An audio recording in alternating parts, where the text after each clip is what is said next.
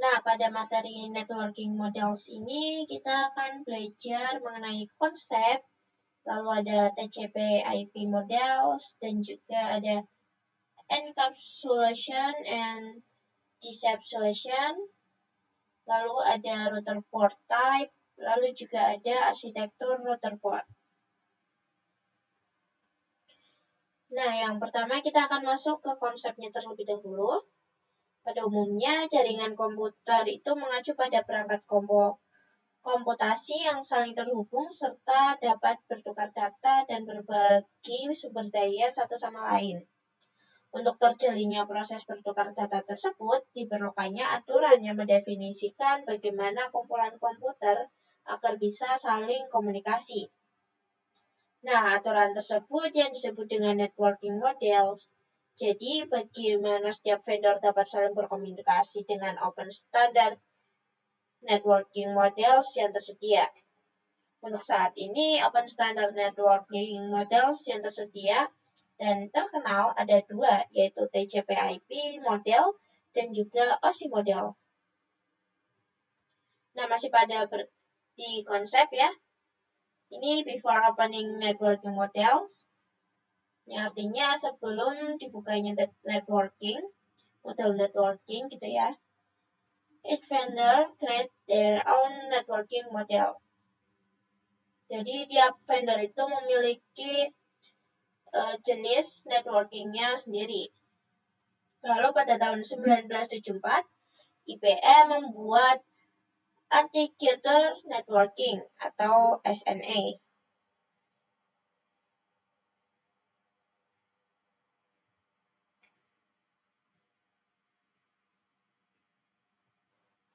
Lalu vendor lain itu memiliki model networking yang berbeda. Nah, setelah terjadinya atau dibuatnya networking model,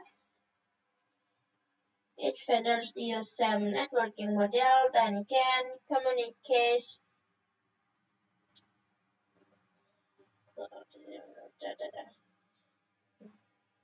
Lalu setelah dibuatnya networking model, setiap vendor itu memiliki kesamaan atau memiliki networking model yang sama, sehingga para vendor ini bisa saling berkomunikasi. Nah, selanjutnya ada TCP/IP model. Pada TCP/IP model, ini merupakan jenis networking model yang saat ini common digunakan. Jadi TCP/IP itu mendefinisikan suatu protokol agar antar komputer, utamanya yang berbeda network, itu bisa saling berkomunikasi. Nah, untuk membantu dalam memahami, setiap networking model itu dipecah menjadi bagian-bagian kecil yang disebut sebagai layer. Lalu secara dokumentasi, TCP/IP model terdiri dari 4 layer, namun penerapan dalam real network, TCP/IP model lebih mudah untuk dibagi menjadi 5 layer. Ini untuk contoh layer dari TCP/IP.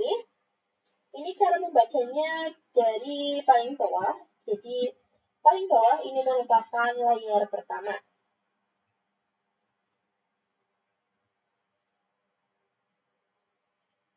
Nah, lalu untuk penjelasan lebih lengkapnya seperti ini.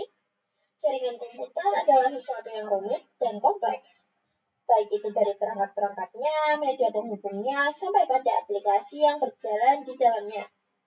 Dan perangkat-perangkat tersebut biasanya diproduksi oleh vendor yang berbeda, seperti router port, ada yang diproduksi Mikrotik dan Cisco, kemudian web server, web browser, ada yang dibuat oleh Google dan Mozilla, dan lainnya. Nah, dari hal-hal tersebut, disinilah fungsi networking model tersebut. Perannya adalah untuk memisahkan fungsi-fungsi jaringan komputer tersebut. Nah, di sini kan bisa lihat, ini merupakan model dari networkingnya. Ada 3 bagian paling atas, ini merupakan Mostly software, ini softwarenya ya, aplikasi, preparasi, session. Lalu ada hardware-nya, yaitu ada transport, network, data link, dan physical.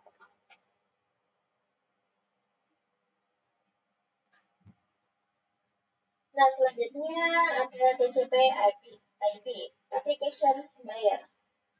Application Layer berfungsi sebagai antarmuka dengan aplikasi, mengatur bagaimana aplikasi dapat mengakses jaringan dan kemudian membuat pesan-pesan berskala.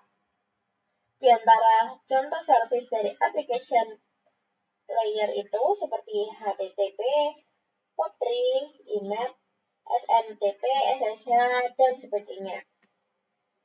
Lalu untuk contohnya HTTP itu digunakan ketika kita mengakses suatu web server. Jadi jika kita membuka web server atau HTTP, ini akan klien akan merequest website tersebut. Lalu akan keluar input ya, HTTP header sebagai data, lalu data lainnya. Bisa dilihat ini ada contoh ilustrasinya. Lalu kemudian ada TCP/IP Transport Layer. Fungsi dari Transport Layer adalah menyajikan atau memberikan service ke application layer atau bisa juga transfer data. Untuk transport layer terdapat dua protokol yang sering digunakan, yaitu TCP dan UDP. Salah satu mekanisme yang disebabkan oleh transport layer khususnya pada TCP itu adalah error recovery machine. Ini bisa dilihat. Jadi nanti dari klien akan merequest website yang kita buka. Lalu untuk outputnya sama seperti yang tadi, tapi ada tambahan yaitu error recovery. Selanjutnya ada TCP/IP Network Layer. Untuk network layer hanya terdapat satu contoh yaitu IP. Dan IP menyediakan dua fitur yang sangat penting yaitu addressing dan routing. Yang dimana fungsi untuk menangani konektivitas dan pemilihan jalur. Setiap perangkat jaringan memerlukan alamat unik di jaringan. Lalu yang pertama ada addressing. Jadi kalau yang addressing itu bahwa IP itu sendiri yaitu memberikan nama pada perangkat di jaringan komputer. Lalu routing itu salah satu fitur yang disediakan pada IP di bagian network layer yang bekerja layaknya kantor pos, rute tercepat untuk mencapai tujuan.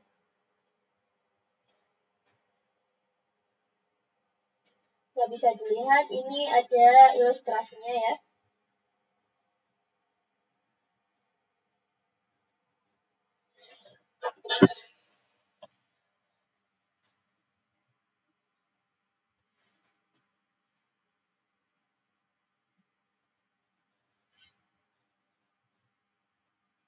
Jadi IP itu dibagi menjadi dua.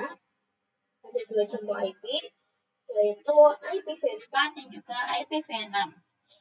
Nah, jika IPv4 itu pengalamatannya itu ada sejumlah 32 bit. IPv4 terbagi menjadi 4 blok, yang mana pada setiap blok itu ada 8 bit.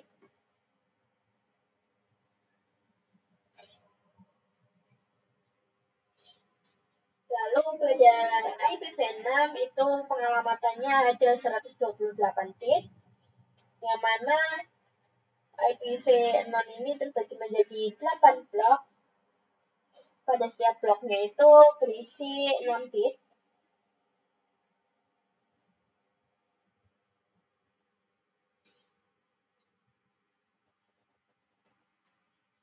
Lalu selanjutnya ada TCP/IP atau Data Link Layer and Physical Layer. Data Link Layer mendefinisikan protokol yang dibutuhkan pada physical layer. Salah satu fitur pada data link layer ialah FCS, Frame Check Sequence, yaitu Error Destination Messaging. hanya mendeteksi error tanpa recovery. Address yang digunakan pada data link layer adalah MAC address. Kalau physical layer mendefinisikan cabling pada suatu jaringan komputer, yaitu mendefinisikan secara fisik apa yang digunakan untuk menghubungkan antar device. Bisa berupa wire atau wireless. Jika wire itu merupakan menggunakan kabel UTP, kalau wireless itu menggunakan teknologi mekanik. Lalu selanjutnya ada encapsulation dan decapsulation. Encapsulation itu proses membungkus data dengan header dan data di setiap layernya. Adapun decapsulation, maka itu sebaliknya. Name of TCP atau IP message. Application layer itu berarti data transport, yang berarti data plus TCP header itu ada pada bagian segmen. Lalu selanjutnya ada data layer. Pada data layer ada data dan juga TCP header plus IP. Ini diberi nama IP backup. Lalu selanjutnya ada data link layer, data plus TCP header and IP plus header plus data trailer. Ini disebutnya frame. Lalu OSI model. Untuk saat ini model yang sering digunakan hanya TCP/IP karena untuk dari sisi perkembangan protokolnya atau modelnya TCP/IP lebih dominan dibanding OSI layer. Sebelum network model data ada, setiap vendor memiliki atau membuat networking modelnya masing-masing. Karena setiap vendor memiliki networking model yang berbeda-beda, maka komunikasi antar vendor sulit dilakukan.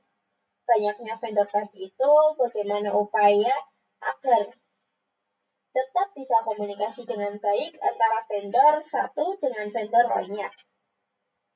Oleh karena itu, dibuatlah sebuah model atau sebuah standar atau spesifikasi minimum oleh ISO pada tahun 1984, yaitu dengan nama OSI atau bisa juga disebut OSI 7 layer.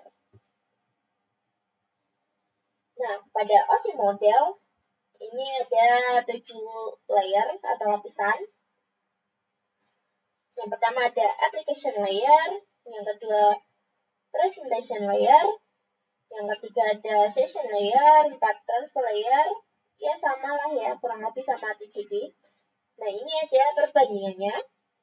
Jika pada OSI model ini ada 7 layer, sedangkan pada TCP ini hanya ada 5 layer. Nah, yang membedakan di sini itu ada pada bagian paling atas, misal jika di TCP hanya ada application, sedangkan pada OSI ini ada tambahan presentation dan session.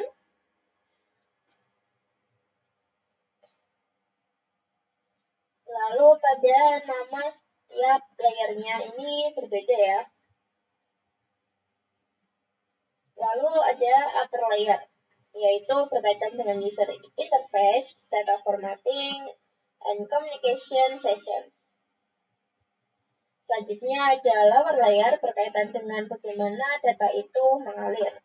Nah, mungkin untuk materi kali ini saya cukupkan sampai di sini dulu. Kurang lebihnya mohon maaf. Wassalamualaikum warahmatullahi wabarakatuh.